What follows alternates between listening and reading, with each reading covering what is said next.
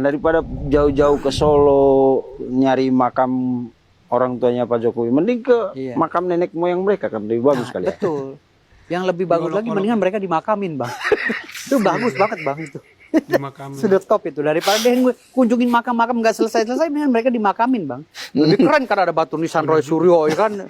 Ntar pengikutnya pada jarah kan gitu. Keren tuh, Rismond Sianipar, ahli forensik, ya kan, lulusan UGM. Dia gitu situ ada batu nisannya, ada yang datang ya kan, ziarah gitu kan, orang-orang yang mama yang ompong-ompong itu ya kan. Oh, Rismond, kau adalah, kenapa kau pergi duluan? Aku ikut dong kan.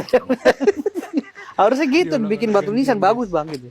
Jadi ada sejarah bahwa Rismond ini adalah pahlawan kebodohan, Roy Suryo ada pahlawan ketololan di Indonesia gitu. Jadi mereka punya ranking tersendiri gitu. Siap. Dan pendukung Roy Suryo ini tentu menunggu kan sekarang. Ayo, ini udah dikasih loh ijazahnya. Mana buktinya bahwa ini palsu? Ayo dong, Roy Suryo dan kawan-kawan, ayo dong. Nah, Roy Suryo dan kawan-kawan ini sebenarnya tidak berharap itu diberikan ya oleh KPU.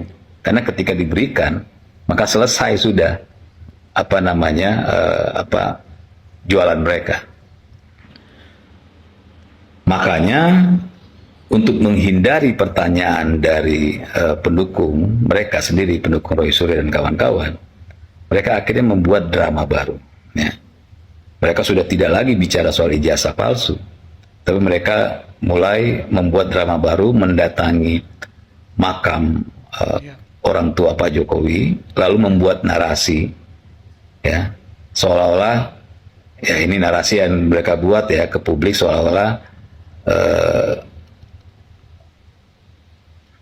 orang tua palsu lah gitu bahasanya, bukan orang tua Pak Jokowi. Jadi yang tadinya ijazah palsu ya sudah nggak bisa dijual lagi, akhirnya mereka pindah ke orang tua palsu. Ya. Itu ya.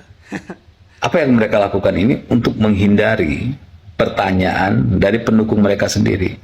Ayo Roy Suryo dan kawan-kawan, kan kalian bilang tunjukin ijazahnya, ini udah ditunjukin nih.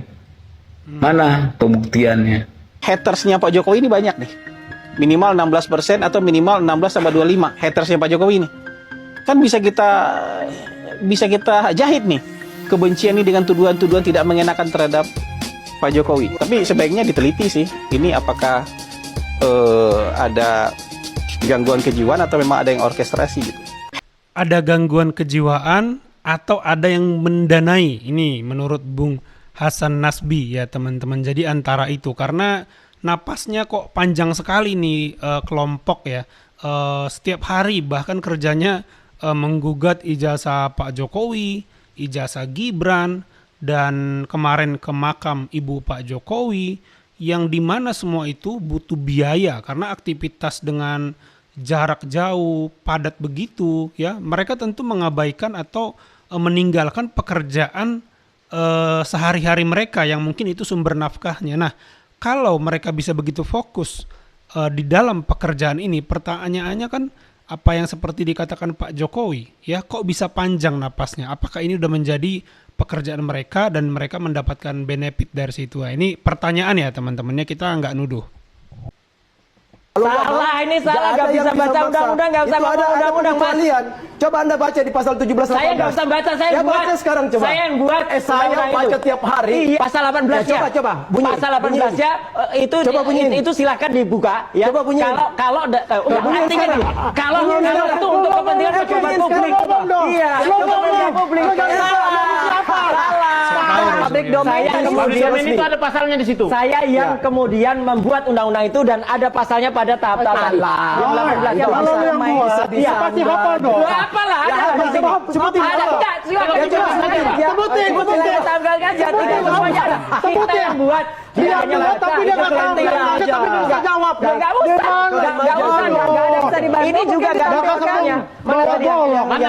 Yang public domain dan private domain yang di awal. Siapa yang mengadu domba? Saya dituduh mengadu domba.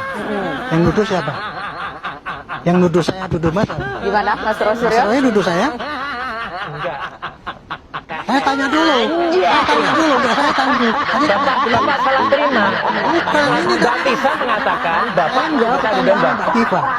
Saya Framing Roy itu ada beberapa kebohongan besar.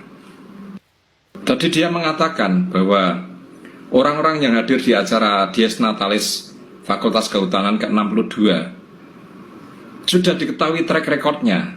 Tentu track record dalam konotasi yang negatif oleh si Roy. Ini apa tidak kebalik? Apa tidak maling teriak maling? Dari puluhan bahkan mungkin ratusan yang ada di acara itu, kok bisa-bisanya di framing si Roy sudah tahu track record mereka? Apa ini tidak kebalik? Maling teriak maling. Justru orang seluruh Indonesia itulah yang sudah tahu track record dari Roy Suryo. Seperti beberapa hari yang lalu di acara televisi swasta, ada seorang ibu yang bernama Diana. Itu sampai mengatakan bahwa Roy sewaktu menjadi menteri di kabinet SBY yang lalu, sampai menggondol panci-panci inventaris negara. Itu seluruh Indonesia sudah tahu. Ngeri ya. Itu kata Ibu Diana. Yang kedua, Roy saat menjabat sebagai Menteri Pemuda itu tidak hafal lagu kebangsaan Indonesia Raya. Itu dasar banget padahal. Kalah dengan anak-anak SD kelas 1. Artinya apa? Dia minus sisi nasionalisnya. Minus. Seorang pejabat tinggi negara sampai tidak hafal lagu kebangsaan. Itu sudah luar biasa. Luar biasa bodoh. Tidak cocok menduduki jabatan itu. Tidak memiliki kecakapan apapun. Belum lagi saat dulu dia suka ngulik-ngulik video-video mesum. Seringkali keliru.